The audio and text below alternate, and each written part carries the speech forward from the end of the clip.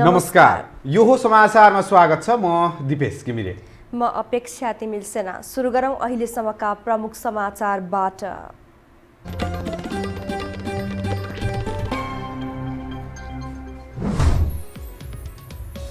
संसद विघटन सम्बन्धी मुद्दा अदालतमा आज पनि हेर्दैमा सडकको प्रदर्शनले फैसलामा प्रभाव नपार्ने प्रधान न्यायाधीशको प्रतिक्रिया।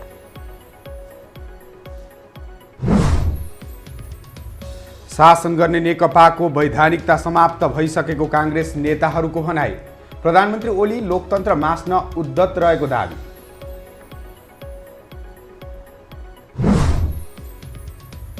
कोरोना संक्रमणले नेपालमा थप 6 जनाको मृत्यु। भारतले दियो कोभिड विरुद्ध 10 लाख डोज खोप। भोलि नेपाल आइपुग्ने।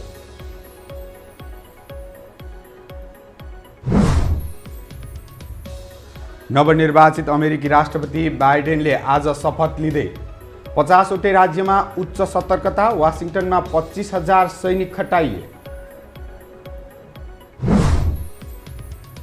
र प्रधानमन्त्री कप 1 दिवसीय पुरुष क्रिकेट प्रतियोगितामा आर्मी र नेपाल पुलिस क्लब विजयी। प्रदेश 1 र सुदूरपश्चिम प्रदेश पराजित।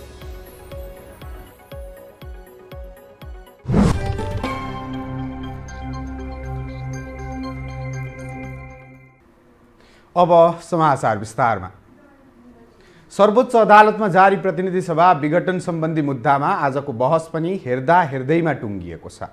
आजको बहसमा प्रधान न्यायाधीश चोलेन्द्र शमशेर जबराले प्रतिनिधि सभा विघटनका विषयमा दलहरूले गरिरहेका गतिविधिबाट अदालत प्रभावित नहुने बताउनु भएको छ।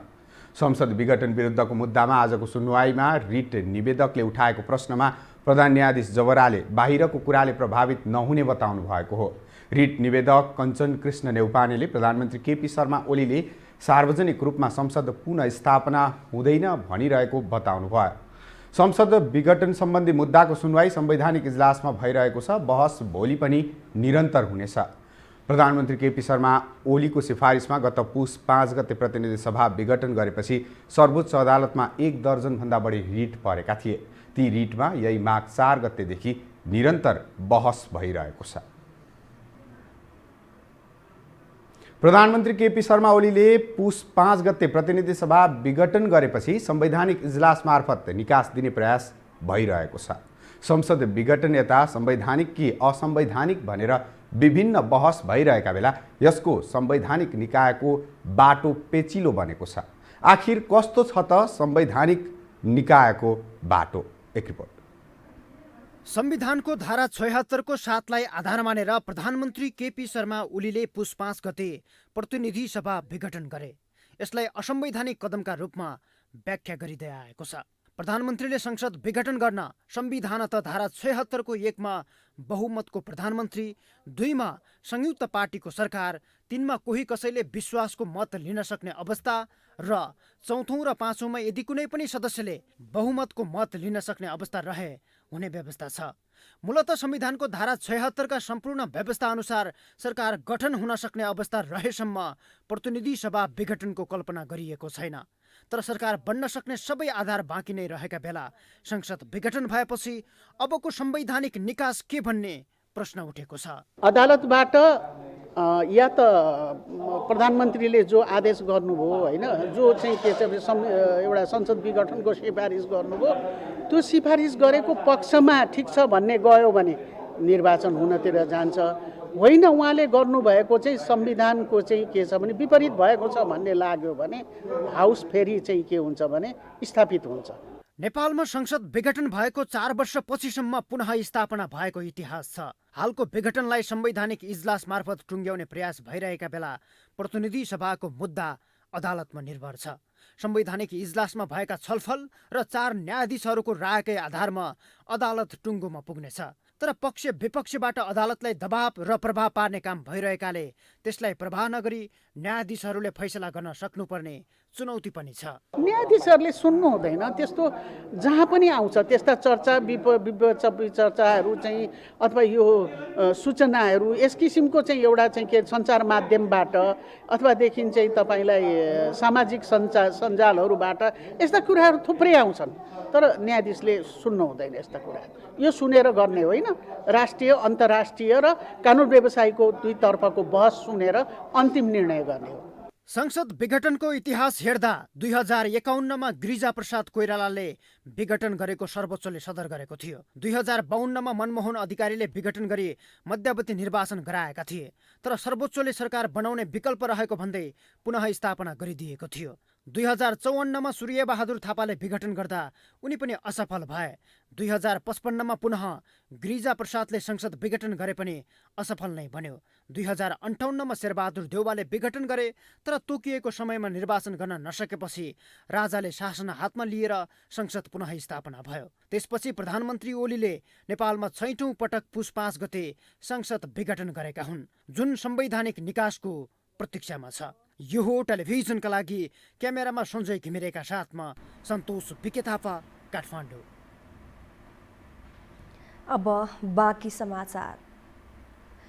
नेपाली कांग्रेसका नेताहरूले शासन गर्ने नेकपाको वैधानिकता सकिएको प्रतिक्रिया दिएका छन्। काठमाडौँमा आज आयोजित कार्यक्रममा कांग्रेसका नेता गगन कुमार थापाले शासन गर्ने नेकपाको वैधानिकता र वैधता सकिएको बताउनु भएको हो। नेकपाले निर्वाचनबाट प्राप्त जनादेश गुमाएको उहाँको भनाइ छ। नेपाल कम्युनिस्ट पार्टीले चाहिँ कसले कसलाई के भनेको छ आरोप प्रत्यारोप यसको पक्ष विपक्षतिर नगइकन हेर्दाखेरि यो बेलामा नेपाल कम्युनिस्ट पार्टीले यो अघिल्लो निर्वाचनबाट जुन जनादेश मतादेश जे भनौँ त्यो पायो, त्यो गुमायो, सक्यो। त्यसको शासन गर्ने उसको वैधानिकता पनि सकियो, वैधता पनि सकियो। कार्यक्रममा नेता रमेश लेखकले संविधान र लोकतन्त्रमा कम विश्वास गर्नेले संसद विघटन गरेको बताउनु भयो। कम्युनिस्टको अधिनायकवादी र सर्वसत्तावादी सोचका कारण संसद विघटन भएको उहाँको भनाइ छ।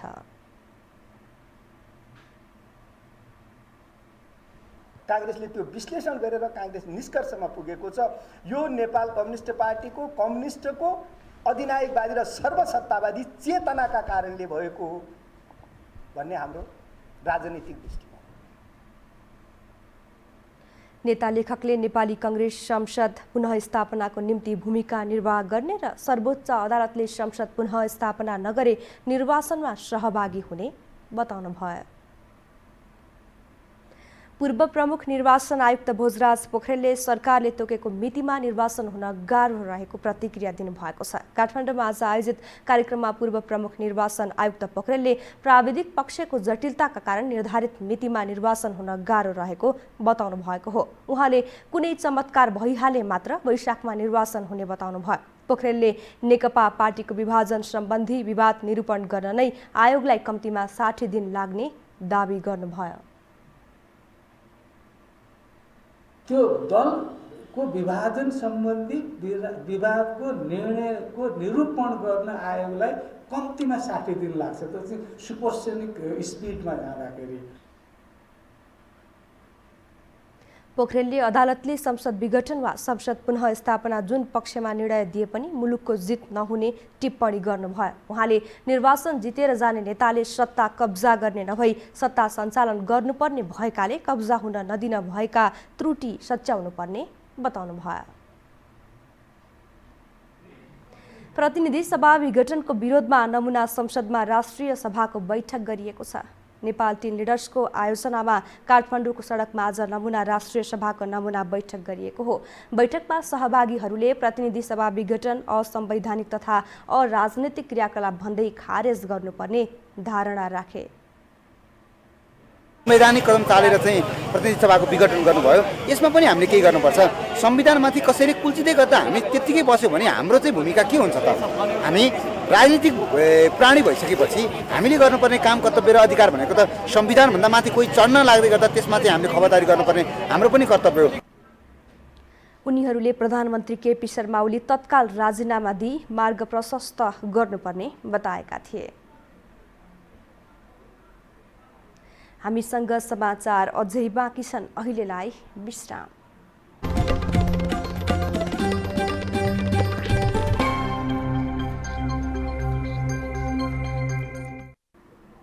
विश्रामपछि स्वागत छ। अब बाँकी समाचार। नेपालमा कोरोना संक्रमणले थप 6 जनाको मृत्यु भएको छ। यससँगै संक्रमणका कारण ज्यान गुमाउनेको संख्या 1975 पुगेको छ। स्वास्थ्य तथा जनसङ्ख्या मन्त्रालयका अनुसार आज 318 जनामा संक्रमण पुष्टि भएको छ। 5012 जनाको PCR परीक्षण गर्दा यो संख्यामा संक्रमित पाइएका हुन्। यीमध्ये काठमाडौँ उपत्यकाका 145 जना रहेका छन्। काठमाडौँमा 116, ललितपुरमा 26 र भक्तपुरमा 3 जना संक्रमित भेटिएका हुन्। यो अवधिमा 383 जना निको भएका छन्। आज काठमाडौँ उपत्यकाभित्र भक्तपुरमा 3, ललितपुरमा 26 र काठमाडौँमा 116 गरी जम्मा 145 संक्रमण पुष्टि भएको छ। आज देशभरिमा 172 जना क्वारेन्टाइनमा रहनुभएको छ। मन्त्रालयका अनुसार हाल देशभर 3693 सक्रिय संक्रमित आइसोलेसनमा रहेका छन्। त्यस्तै 165 जना आइसियुमा र 33 जना भेन्टिलेटरमा उपचाररत रहेका छन्।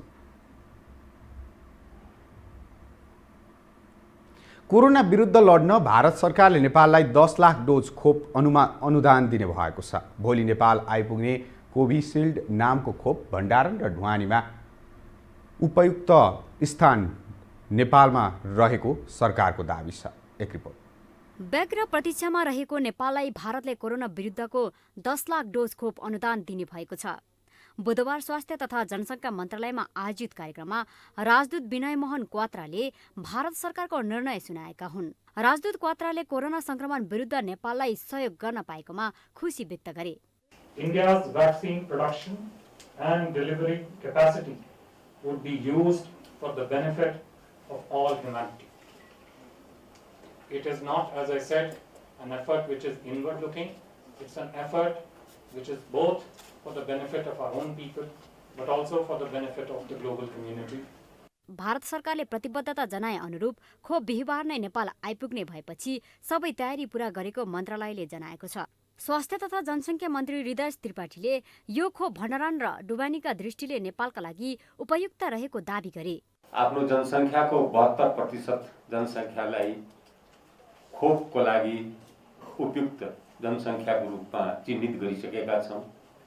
भारतले नेपालसहित छिमेकी देशहरूलाई अनुदान स्वरूप बुधबारदेखि खोप उपलब्ध गराउने घोषणा गरेको थियो। खोप आएसँगै नेपालमा पहिलो चरणमा फ्रन्टलाइनमा खटिने चिकित्सक, एम्बुलेन्स चालक, शव व्यवस्थापनमा संलग्न व्यक्ति र सुरक्षाकर्मी लगायतलाई खोप लगाइनेछ। यो हो टेलिभिजनका लागि लीलामाया ठटाल, काठमाडौँ। काठमाडौँमा दरबार मार्ग नजिकै रहेको ढुङ्गेधारा उत्खनन भएको झण्डै 1.5 वर्षमा पुनर्निर्माण हुने भएको छ। 16 हिटी 3 धारा नामले चिनिएको ढुङ्गेधारा पुनर्निर्माणमा काठमाडौँ महानगरले चासो नदेखाएपछि पुरातत्व विभागले अगुवाई गरेको हो। एक रिपोर्ट।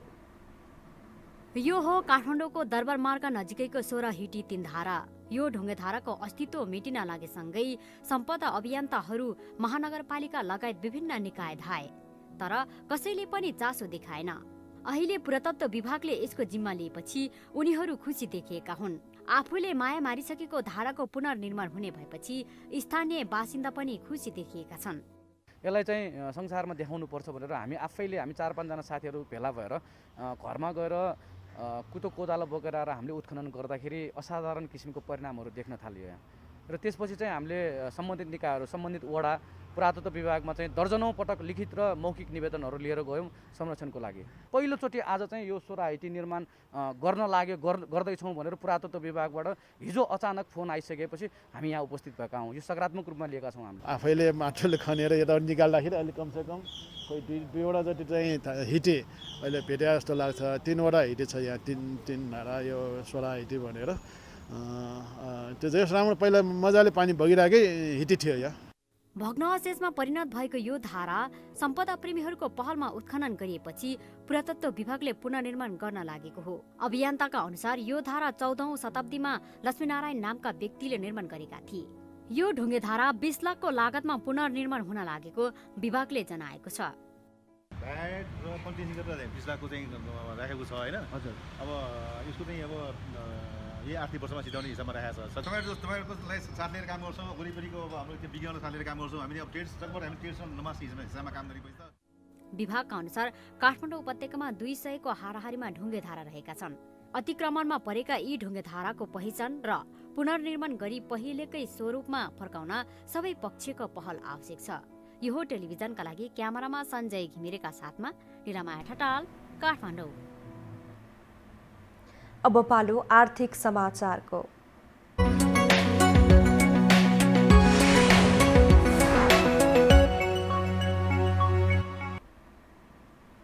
अर्थमन्त्री विष्णुप्रसाद पौडेलले देशको आर्थिक क्षेत्रका सूचकहरू सकारात्मक रहेको बताउनु भएको छ। आज कृषि विकास बैंक लिमिटेडको वार्षिक उत्सवको अवसरमा आयोजित कार्यक्रममा अर्थमन्त्री पौडेलले देशको आर्थिक क्षेत्रको सूचकहरू सकारात्मक रहेको बताउनु भएको हो। कोभिड-19 का कारण राजस्व परिचालनमा प्रतिकूलता रहे पनि अन्य क्षेत्रमा आर्थिक सूचकहरू सकारात्मक रहेको उहाँको भनाइ छ। तुलनात्मक रूपमा हामी कोभिडका विरुद्धमा सही नीति, सही योजना र प्रभावकारी कार्यान्वयनका साथ नै अगाडि बढेका छौँ भन्ने कुरा स्पष्ट छ र यसै सिलसिलामा हामीले सरकारले एउटा अठोट गरेको छ कि हामी शीघ्रातिशीघ्र गुणस्तरीय, विश्वसनीय भ्याक्सिन आयात गर्ने र आम नेपालीलाई निःशुल्क भ्याक्सिन उपलब्ध गराउने सरकारको यो अठोट रहेको छ। कार्यक्रममा नेपाल राष्ट्र बैंकका गभर्नर महाप्रसाद अधिकारीले नेपाल सरकारले डिजिटल प्रेस फ्रेमवर्क लागू गरेको बताउनु भयो। बढीभन्दा बढी विद्युतीय कारोबार होस् भन्ने हिसाबले अघि बढेको भन्दै उहाँले यसबाट सुशासन कायम हुने विश्वास व्यक्त गर्नुभयो। नेपाल सरकारले डिजिटल नेपाल फ्रेमवर्क लागू गरेको छ। त्यसभित्र वित्तीय क्षेत्र रिलेटेड केही स्पेसिफिक एक्सनहरू छन्, आइटमहरू छन्, जसभित्र हामीले यो कार्ययोजना अगाडि सारेका छौँ र हामी बेसीभन्दा बेसी विद्युतीय कारोबार होस् भन्ने हिसाबले हाम्रो काम कारबाही अगाडि बढिरहेका छौँ, जसको फलस्वरूप नगद कारोबार कम हुँदै जानेछ र समग्र सोसाइटीमा पनि सुशासनको अभिवृद्धि हुनेछ भन्ने अपेक्षा नेपाल राष्ट्र बैंकले लिएको छ। कृषि विकास बैंक लिमिटेडका अध्यक्ष लक्ष्मी प्रपन्न निरौलाले बैंकले आगामी दिनमा उच्च मूल्य प्राप्त हुने फलफुलमा कर्जा विस्तार गर्ने बताउनु भयो। कृषि विकास बैंक लिमिटेडले बुधबार 54औं वार्षिक उत्सव मनाएको हो। मंगलबार सामान्य अङ्कको गिरावट आएको नेपाल स्टक एक्सचेन्ज नेप्सेमा आज भने 15.87 अङ्कको सुधार आएको छ। दोहोरो अङ्कले बढेको बजार 2342.76 बिन्दुमा पुगेको हो। त्यस्तै आजको बजारमा 6 अर्ब 21 करोड 9 लाखको कारोबार भएको छ। नेप्सेका अनुसार आज कारोबार भएका कुल 12 उपसमूह मध्ये 5 समूह बाहेक अन्य समूह बढेका छन्। आजको बजारमा होटल समूहका लगानीकर्ताहरूले सर्वाधिक गुमाएका छन् भने जीवन बीमा समूहका लगानीकर्ताहरूले सर्वाधिक कमाएका छन्। होटल समूहको परिसूचक सर्वाधिक 1.12% घटेको छ भने जीवन बीमा समूहको परिसूचक सर्वाधिक 4.67% बढेको छ। हामीसँग अन्तर्राष्ट्रिय र खेल समाचार बाँकी नै छन्। अहिलेलाई विश्राम।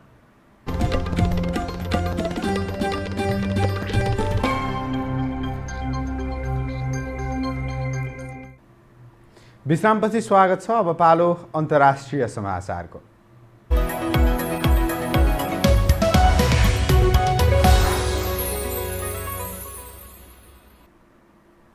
अमेरिकी राष्ट्रपति जो बाइडेनले आज पद तथा गोपनीयताको शपथ लिँदैछन्। संसद भवन क्यापिटल हिलमा शपथ लिएपछि उनी त्यहाँबाट 2 किलोमिटर परको व्हाइट हाउस प्रवेश गर्नेछन्।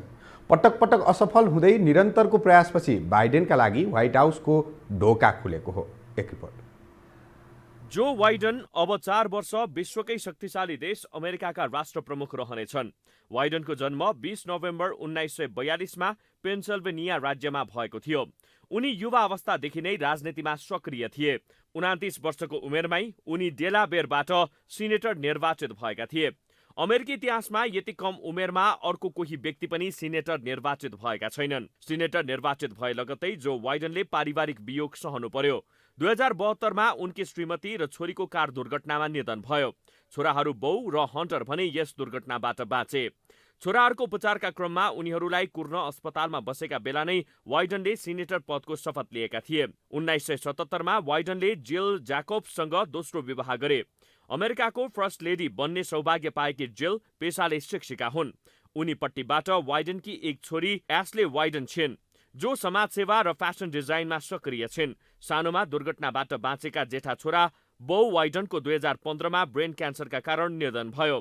उनी बुबाकै पाइला पछ्याएर राजनीतिमा सक्रिय थिए। हन्टर वाइडन व्यवसायमा सक्रिय छन्। वाइडनले 1988को राष्ट्रपति निर्वाचनमा दाबी पेश गरेका थिए। डेमोक्रेटिक पार्टीको आन्तरिक प्रतिस्पर्धामा दाबी पेश गरेका यी युवालाई सुरुमा धेरैले प्रभावशाली पनि ठानेका थिए। तर ब्रिटिस लेबर पार्टीका नेता नील किन्नलको भाषणलाई चोरेर आफ्नो जसरी पेश गरेको आरोप लागेपछि गल्ती स्वीकार्दै उनले उम्मेदवारी त्यागे। वाइडन विरुद्ध 3वटा डिग्री लिएको भन्दै गलत प्रचार गरेको, कलेजको थेसिस चोरेको लगायतका अभियोग पनि लाग्यो। 2008को राष्ट्रपतीय चुनावमा डेमोक्रेटिक पार्टीको आन्तरिक प्रतिस्पर्धामा उनी पनि आकांक्षी थिए। यद्यपि 3 जनवरी 2008मा उनले बाराक ओबामालाई समर्थन गर्ने घोषणा गरे। त्यसपछि यही निर्वाचनमा उनी उपराष्ट्रपतिमा उठे र विजयी भए। सन् 2012को निर्वाचनबाट पनि वाइडन फेरि दोस्रो कार्यकालका लागि उपराष्ट्रपति चुनिए।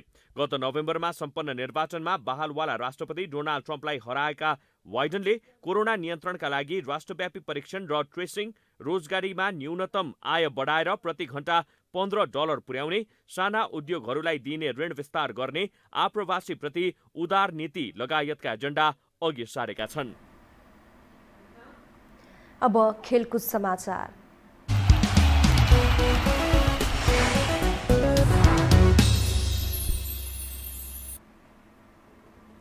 विभागीय टोलीहरू त्रिभुवन आर्मी क्लब र नेपाल पुलिस क्लबले राजधानीमा जारी प्रधानमन्त्री कप 1 दिवसीय पुरुष क्रिकेट प्रतियोगितामा जित निकालेका छन्। मूलपानी क्रिकेट मैदानमा आर्मीले प्रदेश 1लाई 4 विकेटले पराजित गर्दा अर्को खेलमा पुलिसले सुदूरपश्चिम प्रदेशमाथि 9 विकेटको जित निकालेको हो। टस जितेर पहिले ब्याटिङ गर्दै प्रदेश 1ले दिएको 132 रनको लक्ष्य आर्मीले 29 ओभर 5 बलमा 6 विकेट गुमाएर पूरा गर्यो। आर्मीको यो जारी प्रतियोगितामा लगातार तेस्रो जित हो। त्यस्तै अर्को खेलमा पुलिसलाई पहिलो जित दिलाउनका लागि सुनिल धमला र कुशल भुर्तेलले अर्धशतकीय इनिङ्स खेले। धमलाले 53 रन जोड्दा कुशल भुर्तेल 51 रनमा नट आउट रहे। प्रतियोगितामा भोलि पनि 2 खेल हुनेछन्। त्रिवी मैदानमा विभागीय टोली नेपाल पुलिस क्लबले लुम्बिनी प्रदेशसँग प्रतिस्पर्धा गर्दा मूलपानी मैदानमा एपीएफ क्लबले गण्डकी प्रदेशसँग खेल्नेछ। खेल समाचार सँगै हामी यो समाचारको अन्त्यमा आइपुगेका छौं। बिदा हुनु अघि प्रमुख समाचार पुनः एकपटक।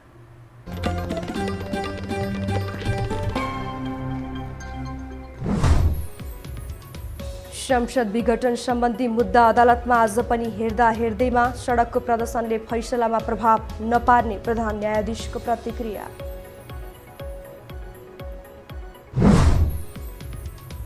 शासन गर्ने नेकपाको वैधानिकता समाप्त भइसकेको काङ्ग्रेस नेताहरूको भनाई। प्रधानमन्त्री ओली लोकतन्त्र मास्न उद्यत रहेको दावी।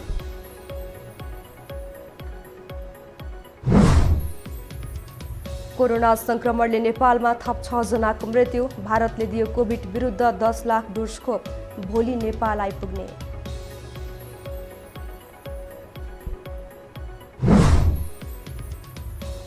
नवनिर्वाचित अमेरिकी राष्ट्रपति बाइडेनले आज शपथ लिँदै 50वटै राज्यमा उच्च सतर्कता। वाशिंटनमा 25,000 सैनिक खटाइए।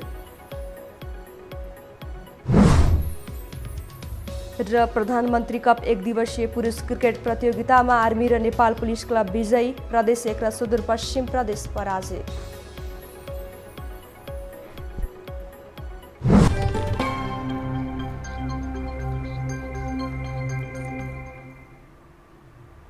अवस्था यो समाचार सकियो। समाचार बुलेटिनका साथै यो टेलिभिजनका सम्पूर्ण कार्यक्रम यो टेलिभिजन.com, यो खबर.com, युट्युब र फेसबुकमा पनि पढ्न र हेर्न सक्नुहुनेछ। मोबाइलमा यो टिभी एप डाउनलोड गरी हामीलाई प्रत्यक्ष हेर्न सक्नुहुनेछ। तथ्यसहितको निष्पक्ष समाचारका लागि यो टेलिभिजन हेर्दै गर्नुहोला। नमस्कार।